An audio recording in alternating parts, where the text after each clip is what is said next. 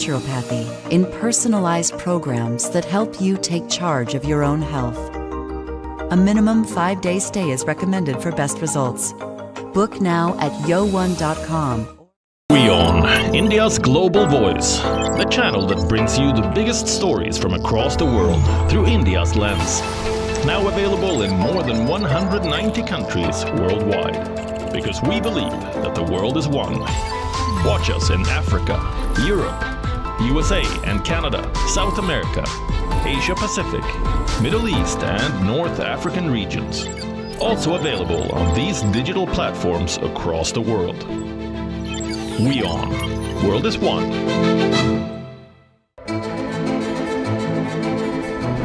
iFinance, which provides funds to micro enterprises, which are the excluded segment in the country. I was brought up in a small town like Bhilai, which gave me the small town grounding.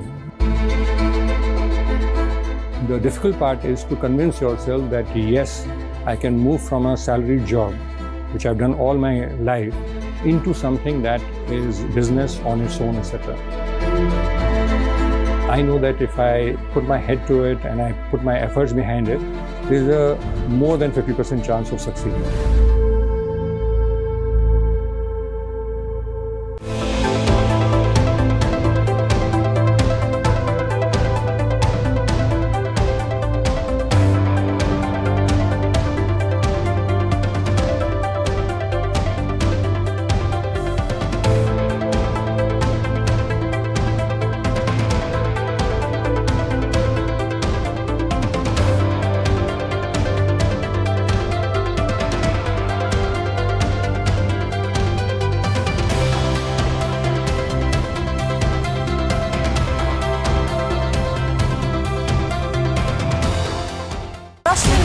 We are one, you and I. Burning in the sun. Rising in the rain. One in celebration. One in pain. One in a tragedy. One for our rights. One in search of hope. One in our fights.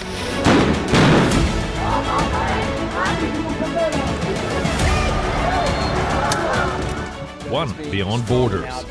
One beyond our race. This could be one in the face of adversity.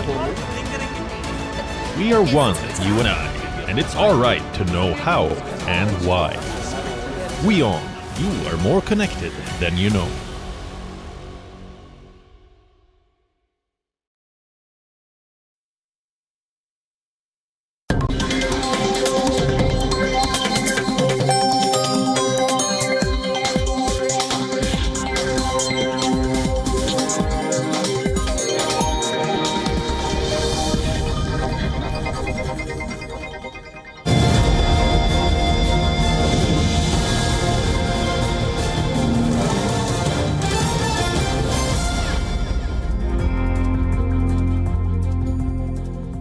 Hi everyone, welcome to WION Live broadcast from New York City. I'm Susan Tehrani. First, let's take a look at this hour's headlines.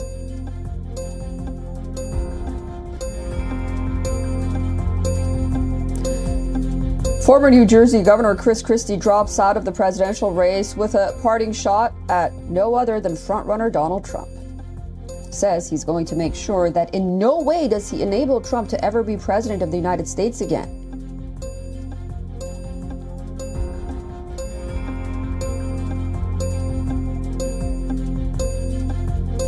A rapprochement mob between Israel and Arab countries, most of which do not recognize Israel, is the way to isolate Iran and its proxies, says U.S. Secretary of State Antony Blinken.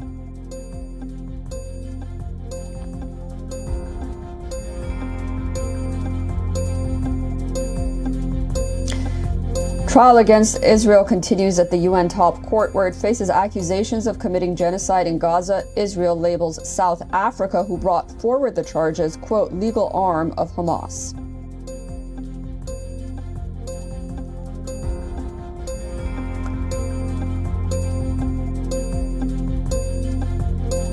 The Israeli military denies that it was behind the bombing of an ambulance in central Gaza which killed 4 medics and 2 other people.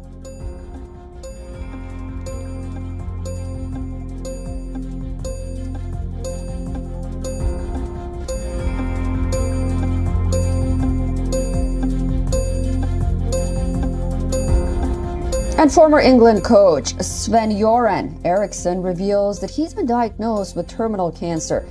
The 75-year-old says, at a best-case scenario, he has about a year left to live.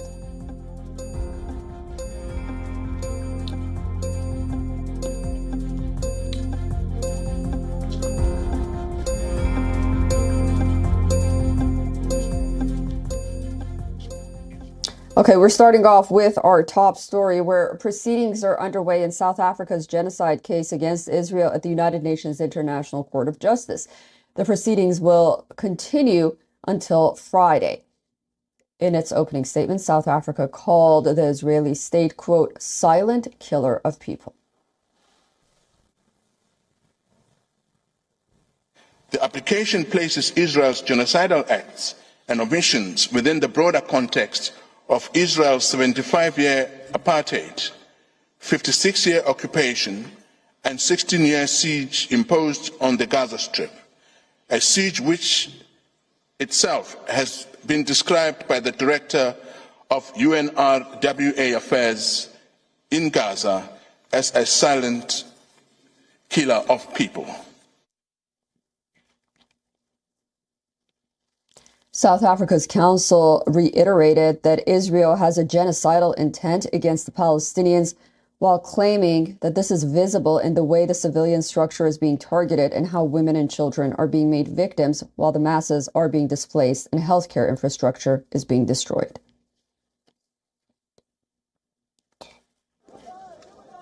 Gaza, which is one of the most densely populated places in the world, is home to approximately 2.3 million Palestinians, almost half of them children. For the past 96 days, Israel has subjected Gaza to what has been described as one of the heaviest conventional bombing campaigns in the history of modern warfare.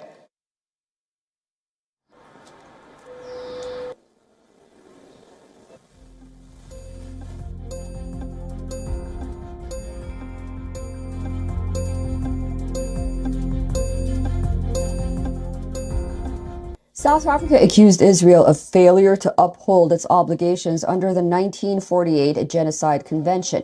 It also cited Israel's alleged failure to provide essential food, water, medicine, fuel, shelter, and other humanitarian assistance to the Gaza Strip. Both South Africa and Israel are party to the Genocide Convention. The convention obliges signatories not to commit genocide and to also prevent and punish it. The treaty defines genocide as an act committed to destroy, in whole or in part, a national, ethnic, racial, or religious group. The hearings will focus exclusively with South Africa's request for emergency measures in ordering Israel to suspend its military actions in Gaza. A panel of 17 judges, including an ad hoc justice, each from Israel and South Africa, are hearing each side's argument. The court will also be hearing the merits of the case, a process that could take years. As the hearing began, protests sparked in The Hague by supporters of both Palestine and Israel. Pro-Israeli protesters waved the Israeli flag and held the picture of hostages abducted by Hamas on October 7th. Supporters of Palestine waved the Palestinian flag.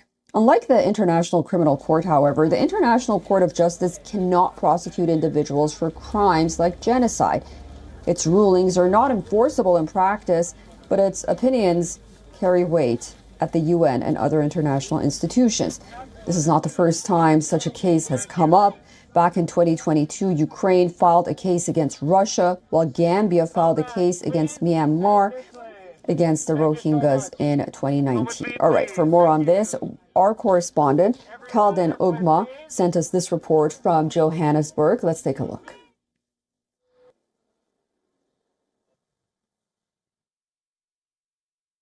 South Africa is hopeful and positive that the oral submissions they presented before the 17th bench judge at ICJ on Thursday will work in their favor. Experts say they put up a very persuasive and convincing case, and submissions were thorough impeccably argued and emotive. South African team argued about urgency and irreparable harm, stating that Gaza has simply become inhabitable. It has become a public health disaster is unfolding, and people are facing the highest level of food insecurity ever recorded, and famine is around the corner. The legal representatives from the country stated that there is no safe place in Gaza, and the world should be absolutely horrified and angry. It stated that South Africa has done what it can, what it could, and now the hope is vested in the UN's highest court, ICJ. On Friday, Israel will put forth their oral submissions. This is Calden Olmo from Johannesburg, South Africa, for WION World is One.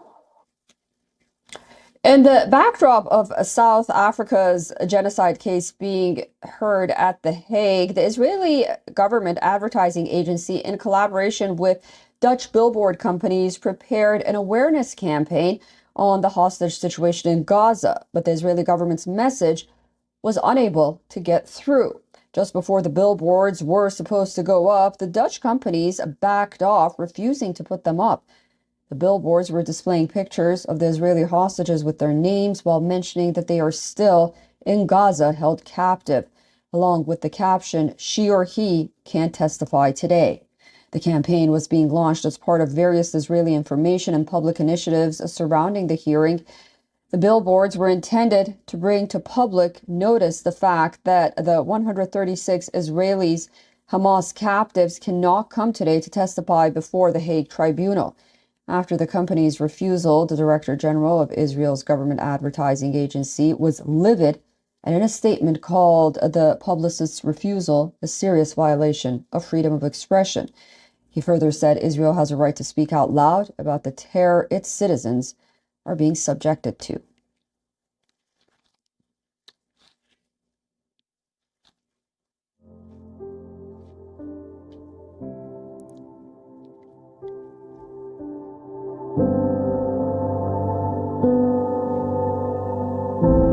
And 36 hostages are still held captive in horrific conditions in Gaza.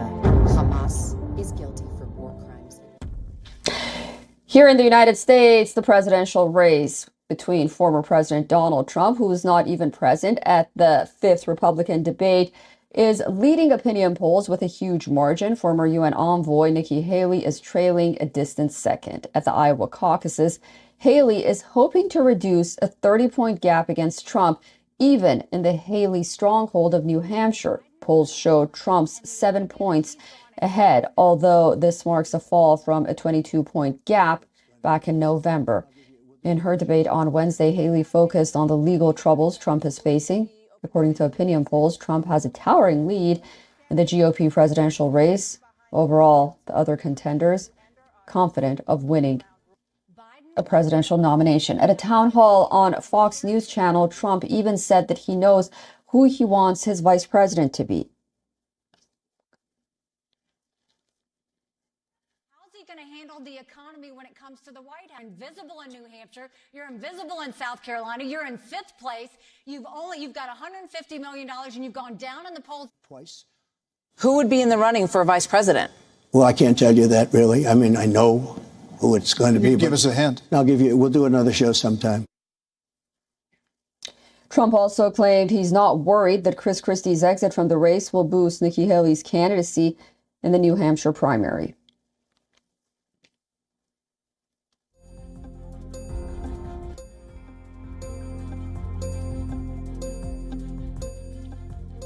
You know, you have Democrats in New Hampshire, and they vote, and you have independents in New Hampshire in large numbers, and they vote. And I have polls that show me leading by a tremendous amount in New Hampshire and a lot in Iowa, and nationwide we're leading by almost 60 points.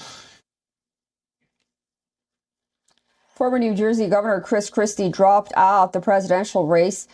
Christie had staked the success of his campaign on New Hampshire's first in the nation primary minutes before his announcement. However, on a hot mic moment, Christie also cast doubt over Nikki Haley's chances. Take a listen to this. Yeah, that's what you get. Yeah. Yeah, I mean, look, she spent $68 million so far, just on TV. Spent $68 million so far, $59 million by DeSantis, and we spent 12. I mean, who's punching above their weight and who's getting a return on their investment, you know? And she's going to get smoked. And you and I both know it. She's not up to this. Meanwhile, during that CNN debate, both Ron DeSantis and Haley accused each other of lying. They also tore into each other's record and character. DeSantis claimed Haley is in the race at her donor's bidding. At one point, the former UN ambassador interrupted DeSantis, saying the Florida governor is just desperate. While much of the debate was wasted on personal jabs, illegal immigration, and aid to Ukraine were also discussed, DeSantis said former President Donald Trump did not deport enough people and that he opposes any further aid to Ukraine. Haley, on the other hand, backed aid for Ukraine while describing it as a pro-American, freedom-loving country. What was missing? Well, some believe they should have appealed to Iowa voters to get out and caucus in the harsh winter cold expected on Monday. All right, for more on this, we are being joined by Adele Nazarian. She is a senior fellow at the Gold Institute and a political analyst. She's joining me now live. Adele, great to see you, and thank you for coming back on WION. So we have Trump leading by such a wide margin, and then we have DeSantis and Haley sort of trailing back. And I know I've been warned that, you know, caucuses can be quirky. Something might come out of Iowa and whatnot. But what are the likelihoods that this gap can be closed? And are they really fighting to be second place for what? It's a great question. So I love that when you played the hot mic moment from Governor Christie, that he said, who's got a better return on investment? And during his resignation from the campaign, his campaign suspension last night, he did say that we run campaigns to win them. No. For the people who know they don't have a shot, which include Christie, which I believe, frankly, includes at this point both DeSantis and Nikki Haley, they're in it more for a incentive. They know that it's going to be highly lucrative once they get out. They're going to have their book deals, their tours, all of the above. So it is an investment, as he said, a return on investment.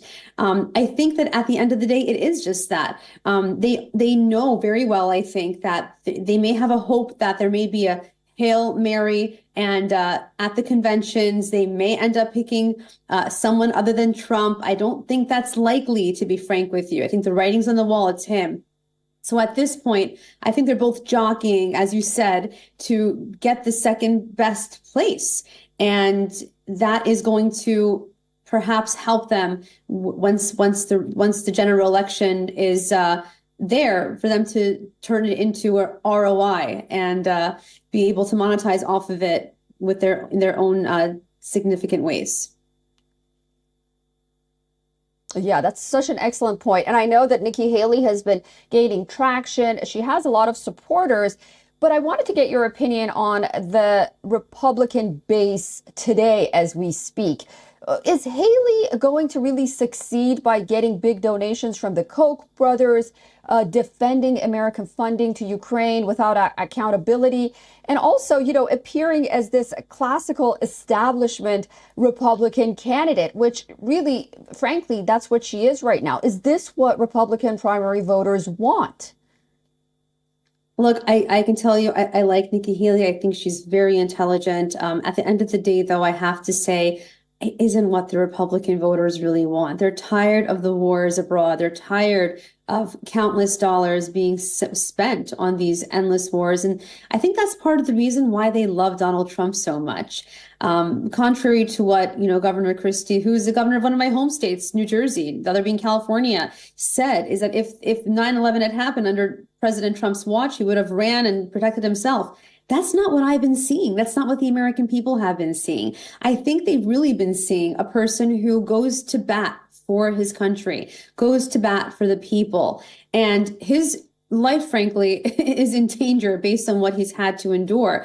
And so I wish him continued safety and protection. But I definitely do think that, Governor Haley, she's again a very, very, accomplished woman, very intelligent.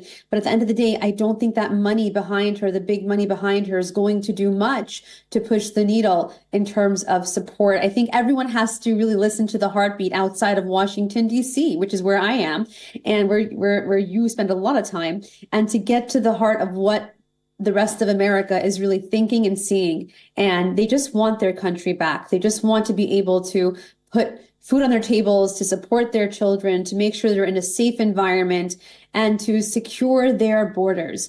And everything that you've touched upon is exactly why I think the majority are supportive of Trump over the alternatives. And I think that's why he'll end up securing the nomination for the Republican Party. All right. Well, Adele, thank you so much for that thorough analysis. I agree with everything you said. And just on that note, on Christie, Donald Trump was actually on 9/11 at the World Trade Centers when he really had no business to be there. He wasn't a politician or anything like that. All right. Well, we'll watch. We'll see what happens in Iowa. And I look forward to speaking to you again very soon. Adele, thank you so much. Thank you.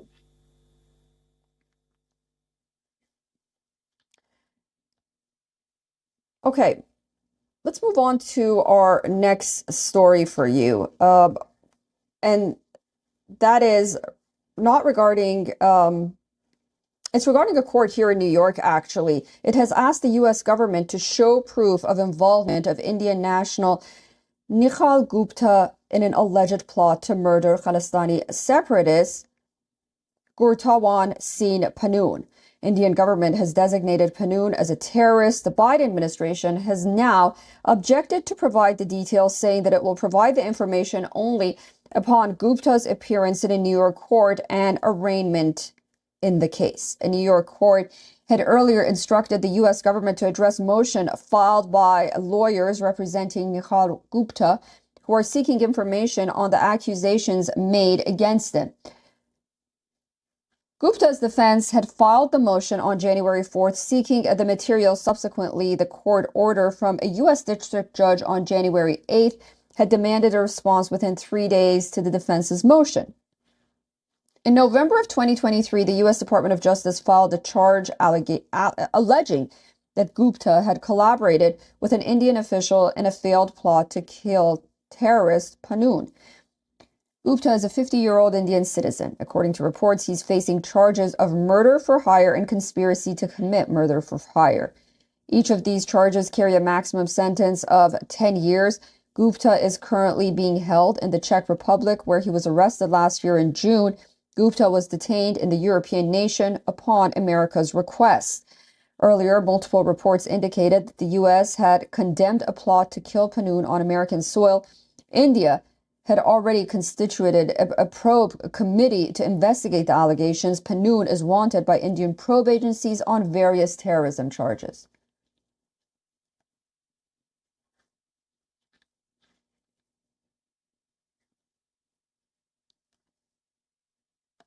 Okay.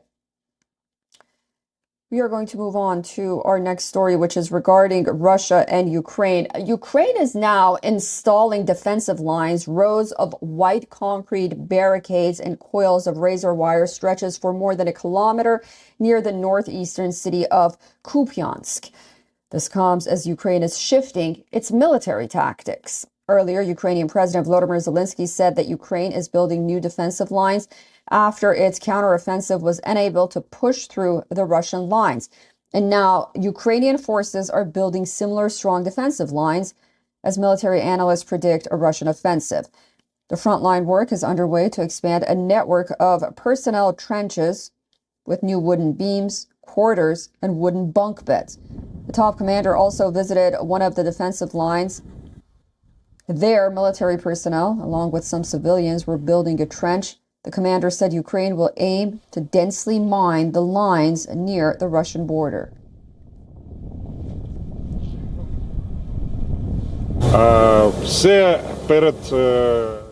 In front of the positions, there are engineered barriers. Some sections are mined, and some aren't.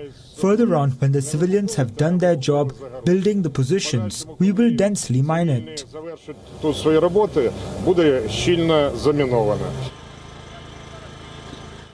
Meanwhile, Russia continues to target civilian structures in Ukraine. 2 Russian missiles struck a hotel in the Ukrainian city of Kharkiv. According to regional governor, the strike has killed 1 person and has injured 11 people.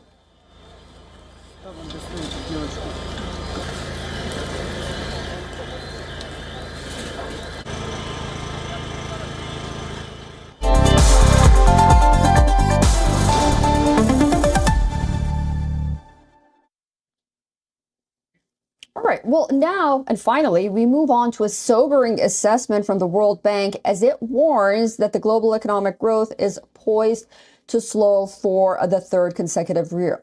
Now, this raises a lot of concerns about prolonged poverty and escalating debt levels in many developing countries. Take a look at our next report for more. The World Bank has issued a warning of a 3rd consecutive year of global economic slowdown. The first half of 2020 is now projected to be the most challenging in 30 years. World Bank blames the lasting impacts of the COVID-19 pandemic, the conflict in Ukraine, and the subsequent spikes in inflation and interest rates.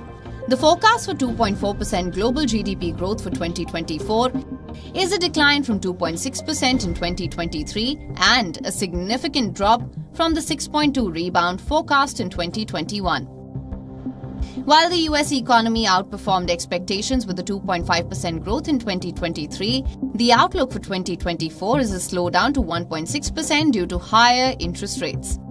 In contrast, the Eurozone faces a much worse scenario, with a forecast growth of 0.7% in 2024 after experiencing just 0.4% expansion in 2023. This is largely due to high energy prices and lack of credit availability. China, a key player, is also contributing to the global economic concerns. Growth in the 2nd largest economy is expected to slow to 4.5% in 2024, its slowest expansion over 3 decades. The World Bank highlights that the 2020s may be remembered as a decade of wasted opportunity. The goal of ending extreme poverty by 2030 appears increasingly out of reach, with economic activity hampered by geopolitical conflicts. Bureau Report WION, World is One. Thank you so much for staying with us and watching WION Live broadcast from New York City. From all of us in New York, goodbye for now. I'll see you tomorrow, same time, same place. But a lot more news coming up after this short break.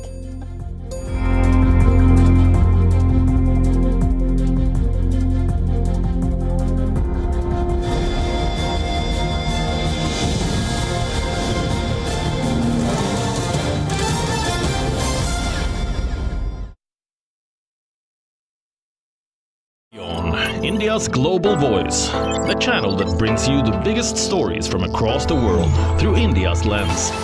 Now available in more than 190 countries worldwide. Because we believe that the world is one. Watch us in Africa, Europe, USA and Canada, South America, Asia Pacific, Middle East and North African regions. Also available on these digital platforms across the world. WION, World is One.